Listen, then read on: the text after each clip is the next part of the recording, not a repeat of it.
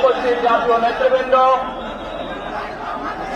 আমার সামনে উপস্থিত প্রিয় ভাই ও বোনেরা এবং মিডিয়ার মাধ্যমে সমগ্র বাংলাদেশ থেকে যারা দেখছেন এই অনুষ্ঠান, প্রিয় ভাই বোনেরা, প্রিয় মা বোনেরা, আসসালামু আলাইকুম।